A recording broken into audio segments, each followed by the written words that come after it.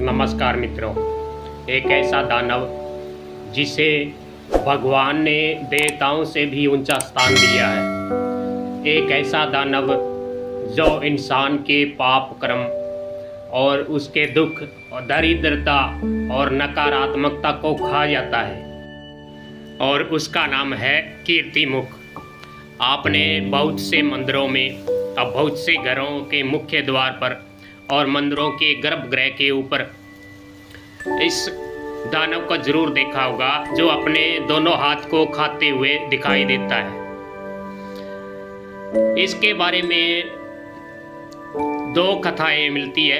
पहली कथा में एक बार भगवान शिव के ललाट में जो चंद्रमा है उसे ग्रहण करने या उसे खाने के लिए राहु आया, जिसे देखकर भगवान शिव क्रोधित हुए और अपना तीसरा नेत्र खोल दिया, और उस तीसरे नेत्र की अग्नि से यह कीर्तिमुख दानव प्रकट हुआ। और इसे देखकर राहु बुरी तरह डर गया और वह भगवान शिव के शरण में आ गया और भगवान शिव से माफ़ी मांगने लगा, उनके चरण पकड़ लिए। भगवान शिव तो है भोले भोले भंडारी, हर को माफ़ कर देते हैं। उन्होंने राहु को माफ़ कर दिया। तो कीर्तिमुख ने कहा, प्रभु आपने मुझे इसे खाने के लिए बुलाया है, किंतु आपने इसे खाने से मना कर दिया, पर मुझे तो भूख लगी है, अब मैं किसे खाऊं, मैं क्या खाऊं। तो भगवान शिव ने कहा कि तुम ऐसा करो, अपने आप को खुद को ही खा लो। ऐसा कहकर भगवान शिव अपने अपने कार्य में लग गए और वह दानव अपने आप को खाने लगा।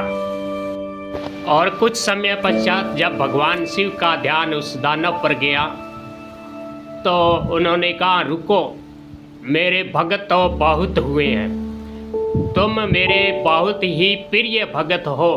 तुम ऐसे भगत हो जो मेरे एक आदेश पर अपने आप को ही खा लिया। तो वह दानव उस समय अपने पूरे शरीर को खा चुका था, सिर्फ हाथ और उसकी सिर था वही बचे थे। तो भगवान शिव ने आदेश दिया कि आज से तुम सब जगह पूजे जाओगे, जहाँ मंदिरों के गर्भगृह में मुख्य द्वार पर तुम्हारा स्थान होगा, घरों के मुख्य द्वार पर तुम्हारा स्थान होगा।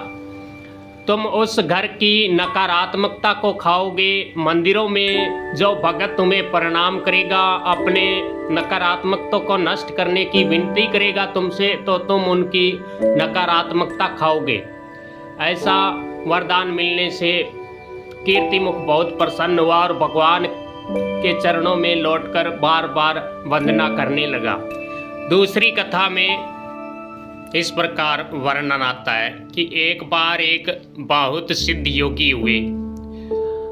उन योगियों के पास अनंत शक्ति थी। वह योगी जब चाहे जहाँ चाहे जा सकता था। पाताल लोक, पृथ्वी लोक, भूलोक, सूर्यलोक, शिवलोक, विष्णु लोक, उसके मन में जिस लोक की जाने की इच्छा हुई वहाँ जा सकता था और वह विचरण भी करता था। तो एक बार की बात है, भगवान सूर्य अपने में ही मगन होकर नृत्य कर रहे थे। तो उसी समय वह योगी भगवान शिव के दर्शन करने के लिए शिवलोक पहुँच गया और भगवान शिव को उन्नत होकर नृत्य करता देखकर वह हंसने लगा और भगवान शिव का मजाक बनाने लगा, जिसे देखकर भगवान शिव ने अपना तीसरा नेत्र खोल दिया और उस तीसरे नेत्र के भयानक अग्नि से कीर्तिमुख दानव का जन्म हुआ। और वह ज्यों ही उस योगी को खाने को उद्यत हुआ तो उस योगी ने भगवान शिव के शरण ले ली और भगवान शिव के चरणों में गिरकर विनती करने लगा, गिड़गिड़ाने लगा। भगवान शिव ने उसे माफ़ कर दिया। तब कीर्तिमुख ने बोला, हे प्रभु, आपने मुझे इस योगी को खाने के लिए पैदा किया है, अब मुझे तो भूख लगी है, अब मैं किसे खाऊं। तो भगवान शिव ने कहा कि तुम ऐसा करो, अपने आप को ही खा लो। ऐसा कहकर भगवान शिव पुण्य अपने नृत्य में मस्त हो गए, मगन हो गए और उधर कीर्तिमुख अपने आप को खाने लगा। कुछ समय पश्चात जब भगवान शिव का ध्यान टूटा तो उन्होंने उस कीर्तिमुख की तरफ देखा तो वह अपने आप को खा रहा था, सिर्फ हाथ और उसका सर ही बचे थे। तो भगवान शिव ने कहा, रुको पुत्र, तुम बहुत ही बड़े मेरे आज्ञाकारी भगत हो। भगत तो बहुत हुए हैं, परंतु मेरी एक आज्ञा से अपने आप को खाने वाले बिरले ही भगत होते हैं। मैं तुम्हें वरदान देता हूँ, तुम आज से पूजे जाओगे। मंदिरों के गर्भगृह के ठीक ऊपर तुम्हारा स्थान होगा।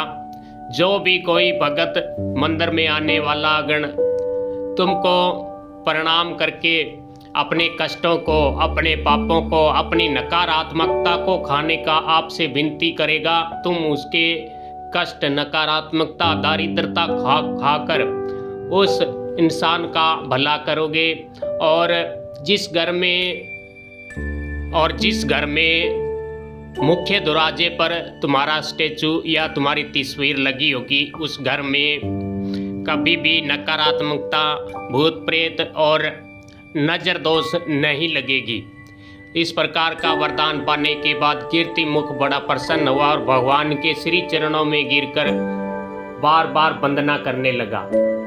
तो मित्रों, जब कभी भी मंदिर जाएं तो गर्भगृह के मुख्य गेट के ऊपर कीर्तिवीर को देखते हुए प्रणाम करें और उनसे अपना दुख, दारिद्रता और कष्ट और पापों को खाने की विनती करें।